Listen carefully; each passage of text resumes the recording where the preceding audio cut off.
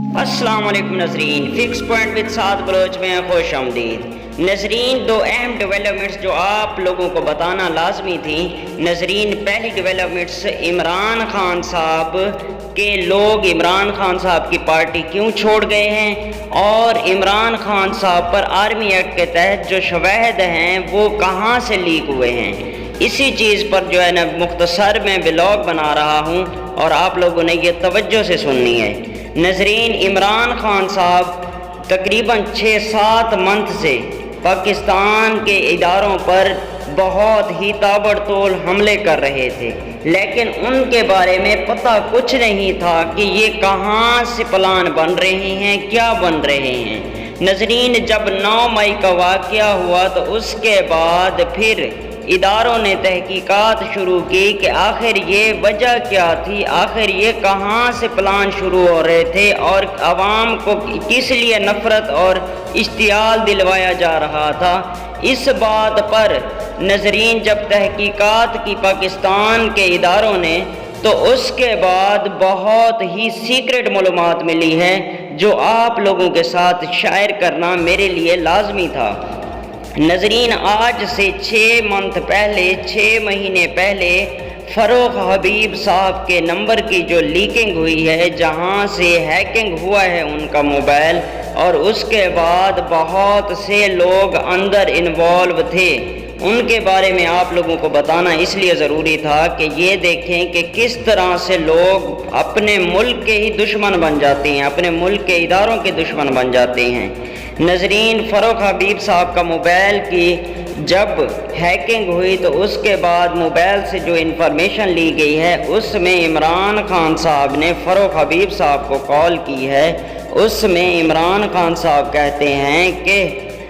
ہم آرمی کے خلاف براہ راست عمران خان نے کہا ہے کہ ہم اسٹیبلشمنٹ کے خلاف جہاد کرنے جا رہے ہیں، ہمارے پاس عوامی طاقت ہے اور ہم ان کو، اس نے واضح الفاظ میں جنرل کا نام لیا تھا، جنرل باجوہ کا نام لیا تھا۔ انہوں نے کہا کہ جنرل باجوہ میرا کچھ نہیں بگاڑ سکتا، چاہے ریٹائرڈ ہے چاہے حاضر ڈیوٹی تھا، میرا کچھ نہیں کر سکتا تھا۔ اس کے بعد عمران خان صاحب نے کہا کہ جتنا ہو سکے لوگوں میں یہ تاثر پیدا کرو کہ آرمی جو ہے عمران خان صاحب کو بالکل ہی ختم کرنا چاہتی ہے، اور اس پر فروخ حبیب صاحب نے کہا کہ سر آپ جیسا کہیں گے ویسا ہی ہوگا۔ اس کے بعد فروخ حبیب صاحب کے ساتھ اور بھی ملتے گئے، اعجاز چودھری صاحب بھی اس کے ساتھ کنیکٹڈ تھا، اس کے بعد حماد اظہر صاحب بھی کنیکٹڈ تھے، اس کے بعد دوسرا جو تھا عالیہ حمزہ صاحبہ بھی اس چیز میں ملوث تھیں، اور علی امین گنڈا پور صاحب بھی اس میں ملوث تھے، مراد سعید صاحب بھی اس میں ملوث تھے، اور ابرار الحق صاحب بھی اس میں ملوث تھے، علی زیدی صاحب بھی اس میں ملوث تھے، فواد چودھری صاحب بھی اس میں ملوث تھے، اور بھی کافی سارے تھے جو یہ 6 مہینوں سے پلان بن رہا تھا پاکستان کے معتبر اداروں پر یہ تابڑ توڑ اور بے بنیاد الزامات لگا رہے تھے،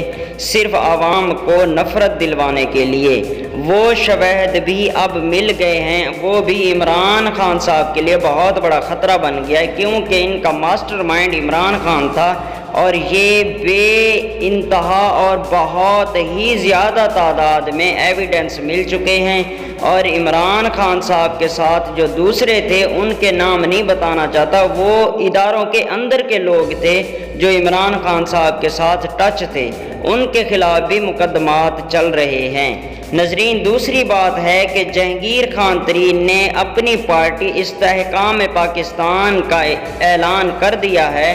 اور اس کے بعد پی ٹی آئی کے جتنے بھی مفرور جو بھاگے ہوئے بھگوڑے تھے وہ ان میں ملوث ہو گئے ہیں، اور انہی میں ہی ملوث ہو کر استحکام پاکستان پارٹی بنائی گئی ہے۔ ناظرین، استحکام پارٹی آخر ہے کس کی؟ لوگ کہتے ہیں کہ استحکام پارٹی یعنی دوسری پی ٹی آئی ہے۔ ناظرین، آپ لوگوں کو کلیئر بتا دوں کہ یہ پی ٹی آئی نہیں ہے، یہ نون لیگ کی دوسری جماعت بن چکی ہے، یعنی ایک ہے اے نون لیگ، دوسری ہے بی نون لیگ، یہ وہی اے بی نون لیگ بن گئے ہیں۔ ناظرین، جہانگیر خان ترین، علیم خان اور آن چودھری صاحب کی عمران خان صاحب سے نواز شریف صاحب سے 1-on-1 ملاقات ہوئی تھی لندن میں۔ اس کے بعد یہی کہا گیا تھا، میں نے پہلے بھی ولاگ میں کہا ہے کہ انہوں نے پہلے کہا تھا کہ آپ لوگ میری پارٹی میں کسی کو نہ لے کر آؤ، آپ میری پارٹی میں نہ آئیں، آپ لوگ ایک جماعت بنائیں جو آپ لوگوں کے لیے بھی فائدہ ہوگی، میرے لیے بھی فائدہ ہوگا۔ اس کے بعد جہانگیر خان ترین نے یہ منصوبہ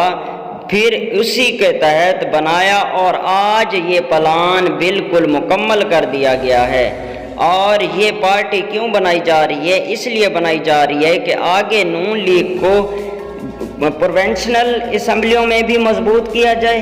اور نیشنل اسمبلی میں بھی مضبوط کیا جائے، اسی لیے یہ پلان بنایا گیا ہے جہانگیر خان ترین صاحب کا۔ جہانگیر خان ترین صاحب نے پریس کانفرنس کی ہے، اس میں اپنا منشور بتایا ہے اور اس کے بعد اپنے جو جتنے بھی کھلاڑی تھے ان کی نمائش کرائی ہے۔ ناظرین، اس میں بہت بڑے بڑے جو لیڈر تھے، کسی نے تو سیاست سے کنارہ کشی کر لی تھی، وہ بھی موجود تھے، اور عمران خان صاحب کے قریبی ساتھی جو اس پر عمران خان صاحب کافی بار کہتے تھے کہ مجھے ان کے جانے سے دکھ ہوا ہے،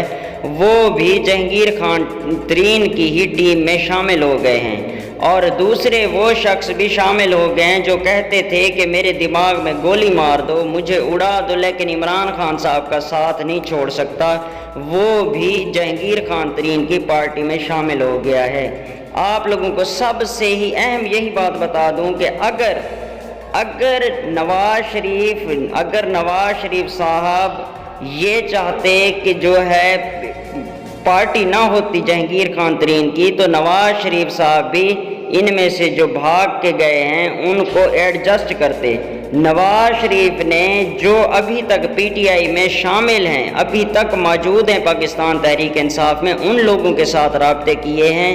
اور اس کے بعد مراد سعید صاحب کو خود ہی کال کر کے دعوت دی ہے تحریک استحکام پاکستان، یعنی استحکام پاکستان پارٹی میں شمولیت کے لیے دعوت دی تھی اور وزارت کا بھی کہا تھا، اور اس کے بعد ہمیشہ ساتھ چلنے کا بھی یقین دلایا تھا۔ یہ نواز شریف صاحب نے جو مراد راز صاحب کو کال کی تھی، وہ استحکام پاکستان پارٹی میں شمولیت کی دعوت دی تھی۔ ناظرین، یہ صرف یہ نہیں کہہ رہے کہ ہماری پارٹی میں آؤ، مسلم لیگ نون میں آؤ، نواز شریف صاحب خود کہہ رہے ہیں کہ استحکام پاکستان میں آؤ۔ ناظرین، آپ لوگوں کو جب الیکشن ہوں گے تب پتہ چل جائے گا کہ کون سی پارٹی کس کے ساتھ ہے۔ ناظرین، پیپل پارٹی اور پاکستان مسلم لیگ نون میں آپس میں اختلافات اب بھی چل رہے ہیں، بعد میں اور زیادہ بڑھ جائیں گے، جس پر نواز شریف صاحب یہی چاہیں گے کہ آصف علی زرداری صاحب کے ساتھ جڑنے سے بہتر ہے، الحاق ہونے سے بہتر ہے ہم جہانگیر خان ترین کے ساتھ ایڈجسٹ ہو جائیں، اسی لیے جہانگیر خان ترین صاحب کی یہ پارٹی بنائی گئی ہے۔ ناظرین، جہانگیر خان ترین صاحب اس لیے نواز شریف کے ساتھ ایڈجسٹ ہیں کیونکہ وہ بھی بزنس مین ہے، یہ بھی بزنس مین ہے۔ ان کا جو پلان ہے، ان کا آگے کا پلان ہے، پاکستان کی معیشت کے ساتھ ساتھ ان نے خود کو مضبوط بھی کرنا ہے ایک ساتھ۔ ناظرین، جڑے رہیے ہمارے ساتھ، دیکھتے رہیے اس طرح کی اچھی اور انفارمیٹو ویڈیو۔ اللہ حافظ۔